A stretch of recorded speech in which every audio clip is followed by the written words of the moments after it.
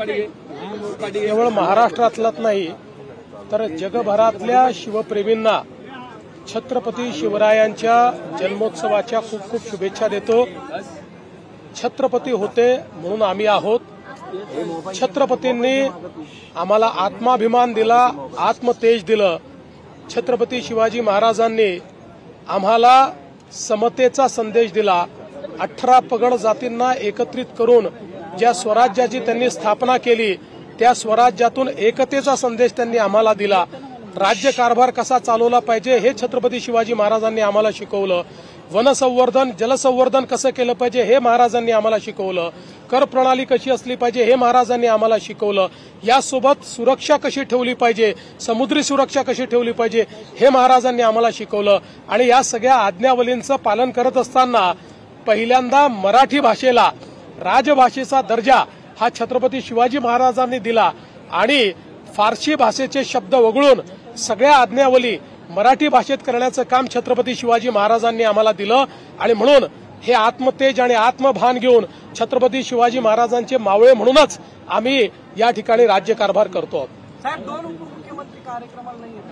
नाही, याचं कारण त्यांचे वेगळे कार्यक्रम होते, ते माझ्यासोबत पुण्यापर्यंत आले आणि त्यानंतर आपापल्या कार्यक्रमाला गेले। मुख्यमंत्री सध्या छावा सिनेमाचा फार जोर दिसतोय, मागणी होते की हा सिनेमा टॅक्स फ्री करावा, राज्य सरकार त्या बाबतीत काही विचार करेल? मला अतिशय आनंद एका गोष्टीचा आहे की छत्रपती संभाजी महाराज ज्यांचं शौर्य, ज्यांची वीरता आणि ज्यांची विद्वत्ता ही प्रचंड होती पण इतिहासाने त्यांच्यावर मोठा अन्याय केला, अशा छत्रपती संभाजी महाराज की ज्यांच्याबद्दल देश धर्म पर मिटने वाला शेर शिवा का छावा था, महापराक्रमी परम प्रतापी एकही शंभू राजा था, अशा प्रकारचं ज्यांच्याबद्दल म्हटलं गेलं त्यांच्यावर अतिशय चांगला, आणि मी स्वतः अजून बघायचं आहे पण मला ज्या ज्या लोकांनी बघितलं त्यांनी सांगितलं की इतिहासाशी कुठलीही प्रतारणा न करता ऐतिहासिक अशा प्रकारचा हा सिनेमा तयार झालेला आहे।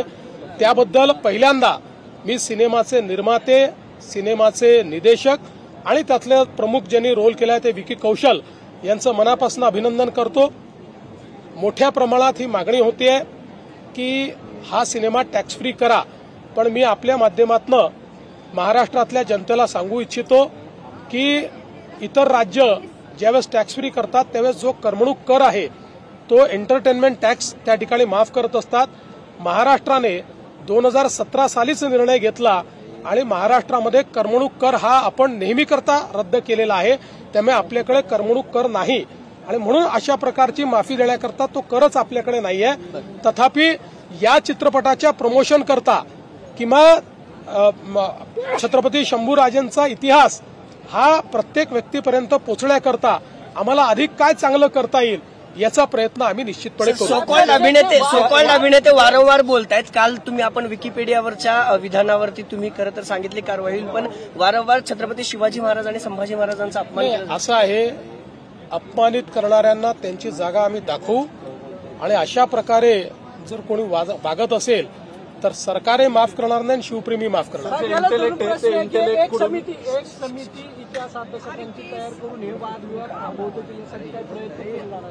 बघा असं आहे, मी एक तुम्हाला सांगतो, वादविवाद तेव्हाच संपू शकतात ज्यावेळी त्याला राजकीय किनार नसते। ज्याला राजकीय किनार असते ते वादविवाद कधीच संपू शकत नाहीत। तथापि मला असं वाटतं की यापूर्वी देखील आपण अनेक समित्या तयार केल्या आहेत, त्यांनी काही रिकमेंडेशन दिले आहेत, त्याच्यावर सरकारने निर्णय देखील घेतले आहेत। चला, CEN न्यूज, देश प्रदेश की ताजा तरीन खबरों के लिए CEN न्यूज को सब्सक्राइब करें और रहें पल पल की खबर से हर पल बाखबर।